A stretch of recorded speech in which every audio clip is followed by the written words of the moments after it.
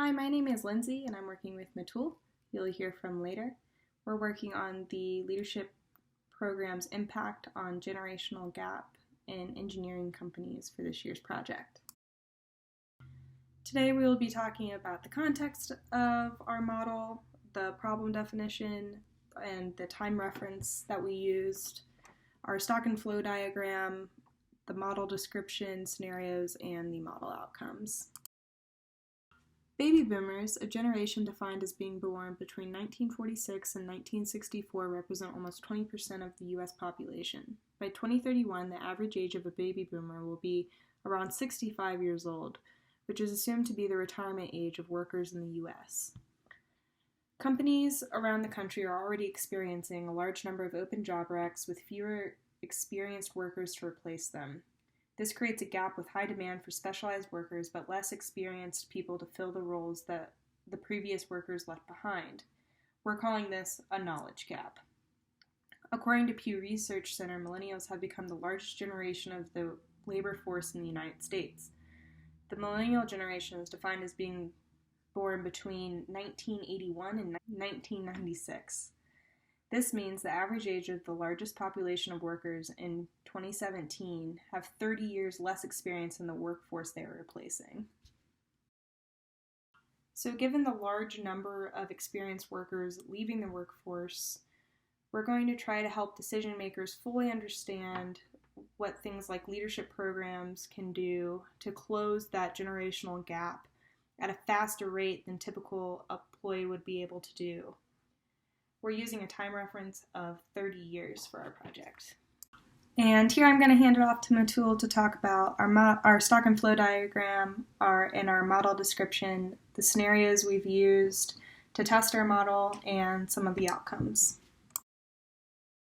So next we'll talk about the stock and flow diagrams. We have 4 major stocks here: the leadership development employees, the new hires, the experts, and the boomer experts.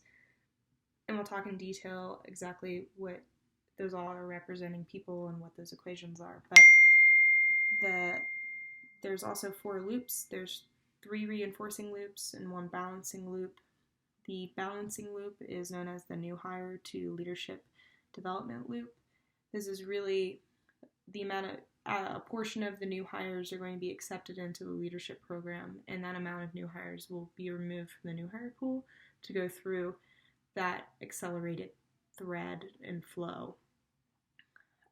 The first reinforcing loop, which is R3 that you see on this diagram on the left, is the impact on the desired workforce due to new hires leaving. So this is really your retention rate and having to replace the new hires that are leaving. The R2 is the impact on the desired workforce due to experts leaving, so same type of thing. You're going to expect some of your experts to leave their program. You can't retain all of them, so those experts that leave, you're going to have to replace with your desired workforce again.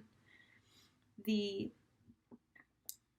R4 is the baby boomers leaving the workforce. So this is really describing the people we're expecting these people to just retire. We're not expecting them to leave so close to the end of their career.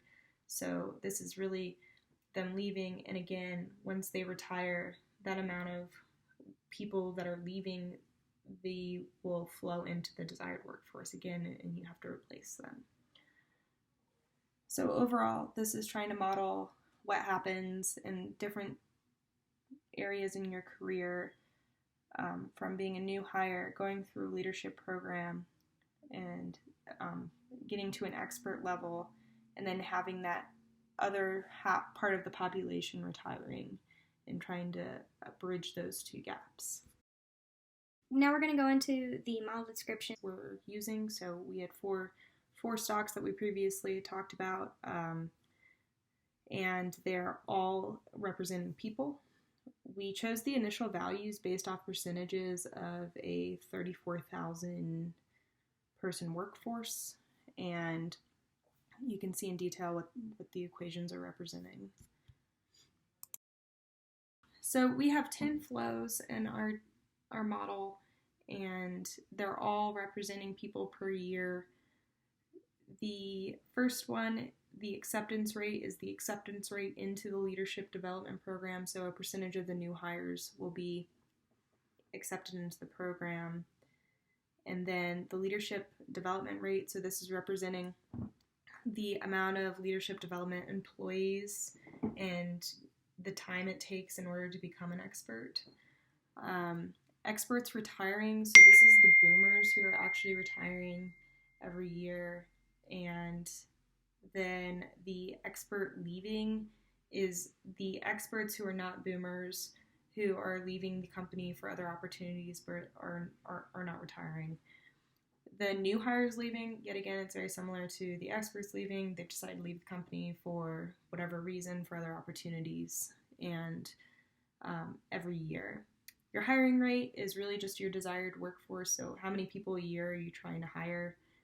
The development rate is the amount of time it takes a typical employee from the time they're hired to become an expert in that company. The retiring is the boomers who are retiring, and then we have a decay here as well for the amount of boomers, and you'll see that you have more people retiring at the beginning, and then it kind of evens out. You'll see that in some of the future charts. So next we have our constants, which really all are in years and represent delays and times that it takes for you to move to the next level. Now I'm going to hand it off to Matul to talk about our scenarios, our outcomes of those scenarios, and some overall observations. Here we have 3 different policies that are outlined based on the stock and flow diagram that we had shown earlier. So during this scenario outline, we modeling the baseline, which is after the defense company today, which is about 34,000 people. Scenario 2 shows the model without any leadership program. So we'll be accepting 0 employees there in order to see whether or not that really makes a difference in closing the baby boomer gap with traditional new hire employees. And scenario 3 is just having a higher acceptance rate into the leadership program. So it's similar to scenario 1, just higher acceptance rate. Just to move on here to slide 10, we have scenario 1, which is baseline. So here you can see on column 1, the very last plot, the amount of baby boomers that are going to be retiring per year. It does decrease over time. For column 2, we have plot 1, which shows the amount of new hires that we're hiring. The initial variable there was about 1,500 people per, for the initial value, and the hiring rate goes up depending on the desired workforce. On column 3, we have the leadership development employees. That initial value is set to 0, but that will increase over the amount of years, as well as the acceptance rate. And the development rate is also much higher than the development rate for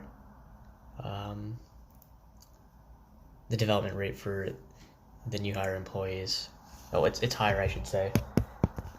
And then column 4, we have the number of experts that will increase. The current stock is initially set to about 3,800 3,400 experts, and at the end of the time horizon, you can see that it goes up to about 5,800 employees.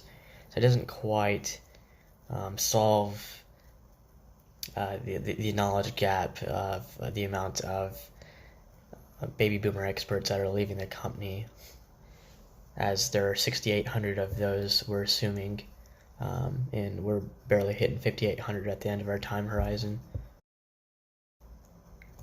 So for slide 11, this is scenario 2. This is without a leadership program. So we simply just set the acceptance rate to 0 here. In column 3, you'll see that there are plots for those, but there's nothing. There's no stock of leadership employees or acceptance. So just to go back to column 1 here, you can see that the number of experts that are leaving increases over time. So does the number of new hires that are leaving and the amount of baby boomers that are retiring. So that drives the workforce, the desired workforce. And when that workforce that's desired increases, so the number of new hires, and we'll have more new hires shown in this scenario than scenario 1, simply because they're not being taken into the leadership program. So development rate also increases pretty significantly here by square root of t for the development rate. Hiring rate also increases over time. And, similarly, so do the amount of new hires that are leaving at a smaller scale. For column 4, the number of experts starts around 3,800, but it does increase slightly. So you can see here that even having no leadership program does impact the ability to close the knowledge gap, because here we're around 4,100, 4,200 experts at the end of the time horizon. So we are still not able to close the gap here. All right, for slide 12, this is scenario 3. This is just we're increasing the acceptance rate to 33%, as opposed to the 10% in scenario 1. So you'll see in column 2 here, the amount of new hires will be decreasing from the initial stock of 1,500, because we'll be taking in more leadership development employees. And then the number of experts here is about close to 6,000. So it's not it's helping close the knowledge gap. However, it's not in itself going to be able to close the knowledge gap by just having a leadership development, or introducing a leadership development program with a high acceptance rate. Something else will have to be done in addition from our results. So slide 13, here are just our overall observations. As I mentioned, none of these scenarios are going to completely replace the workforce that's going to be retiring, and that workforce being the baby boomers. And the leadership programs do help fill in some of the gap, but not completely. And the larger the leadership program, the more investment that's going to be required by the company. So by increasing your program's size, you also decrease the amount of new hires, because you're taking from the pool of new hires in the leadership development program. And there's not a huge amount of overall experts in 30 years between scenarios 1 and 2. There's not a huge difference.